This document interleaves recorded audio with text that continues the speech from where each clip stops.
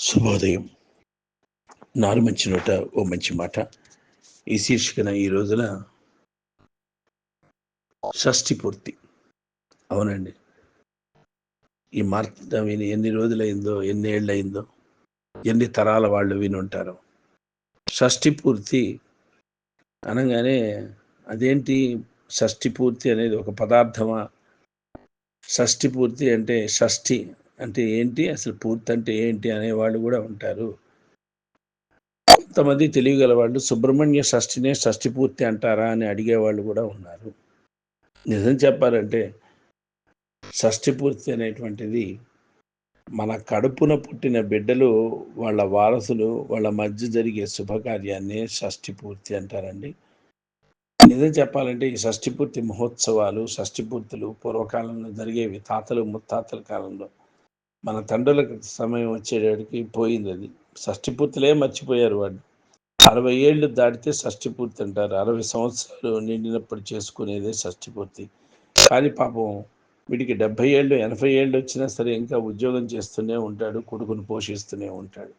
అసలు 60వ ఏట వచ్చింది నాకు అన్నదే మర్చిపోతాడు. తనకు ఉన్నటువంటి మానసిక సమస్యల వలన, కొడుకు కోడళ్ళ సమస్యల వలన, కుటుంబ సమస్యల వలన, ఆర్థిక సమస్యల వలన, ఉద్యోగ సమస్యల వలన, వ్యాపార సమస్యల వలన, భార్యతో ఏర్పడేటువంటి మనస్పర్ధల వల్ల, వీటి వలన మనం షష్ఠిపూర్తి అయిపోయింది, 60 ఏళ్ళు నిండిపోయాయి, అసలు షష్ఠిపూర్తి అన్న పదాన్నే విస్మరించేశారు, మర్చిపోయారు చాలామంది. నిజంగా 60 సంవత్సరాలు నిండినప్పుడు చేసుకునేది షష్ఠిపూర్తి. ప్రతి వారికి మృత్యువు 60వ ఏట ఉగ్రరథుడు అనే పేరుతో, 70వ ఏట భీమరథుడు అనే పేరుతో, 78వ ఏట విజయరథుడు అనే పేరుతో ఎదురు చూస్తూ ఉంటారు. నిజమండి, 60 ఏళ్ల వయసు రాగానే ఉగ్రరథుడు అనే పేరుతో, 70 ఏళ్ళు రాగానే భీమరథుడు అనే పేరుతో, 75 ఏళ్ళు రాగానే విజయరథుడు అనే పేరుతో మృత్యువు ఎదురు చూస్తూ ఉంటుంది. ఆరోగ్య సమస్యలకు తట్టుకోవడానికి చేసే శాంతి ప్రక్రియ ఈ షష్ఠి పూర్తి అండి. నిజంగా బృహస్పతి శని 30 సంవత్సరాలకు మానవుని జన్మకాలంలో ఉన్న రాశికి చేరడానికి 60 సంవత్సరాలు పడుతుంది. బృహస్పతి శని 30 సంవత్సరాలకు మానవుని జన్మకాలంలో ఉన్న రాశికి చేరటానికి 60 సంవత్సరాలు పడుతుంది. వాళ్ళిద్దరూ తాము బయలుదేరిన రాశికి చేరుకోవటంతో మానవుని జీవితం మరలా ప్రారంభం అవుతూ ఉంటుంది. తిరిగి జీవితం ప్రారంభం అయినట్లు ఇది సంకేతం అండి. మానవుడు పుట్టిన తెలుగు సంవత్సరాలు 60 నిండుతాయి కనుక షష్ఠి పూర్తి అవుతుందండి. షష్ఠి పూర్తి సందర్భంగా ఆయుష్కామన యజ్ఞం చేస్తూ ఉంటారు. షష్ఠి పూర్తి సందర్భంగా ఆయుష్కామన యజ్ఞం చేస్తారు. ఆయువును కోరి చేయు యజ్ఞము ఆయుష్కామన యజ్ఞము అవుతుంది.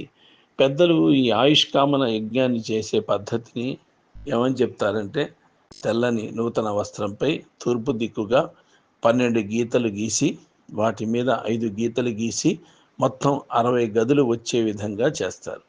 వరుసకు 12 5 వరుసలు తూర్పు దిక్కున బియ్యం పోసి, మరి అలాగే కలశం ఉంచుతారు. ప్రభవ నుంచి క్షయ వరకు 60 సంవత్సరాలు అధిదేవతలతో ఆవాహన చేస్తారు. దక్షిణాయన ఉత్తరాయణ దేవతలను, 6 ఋతువులను, 12 మాసాలను ఆవాహన చేస్తారు.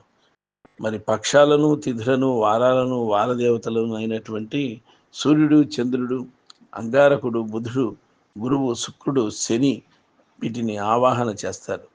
వీరికి అధిదేవతలు అగ్ని, జలము, భూమి, విష్ణువు, ఇంద్రుడు, ప్రజాపతి అని ఆవాహన చేస్తారు. వీళ్ళను కూడా వీరికి అధిదేవతలు శివుడు, దుర్గా, కుమారస్వామి, బ్రహ్మ, ఇంకా ఏకాదశ రుద్రులు, నక్షత్ర దేవతలు, 27 యోగములు, 11 కరణాలు, ఇలా అందరి దేవీ దేవతా స్వరూపాలని మృత్యుంజయుని ఆవాహన చేసి, మరి నిజంగా బ్రాహ్మణోత్తములు మంగళాచరణములతో వేదయుక్తంగా ఈ కార్యక్రమం జరిపిస్తారండి.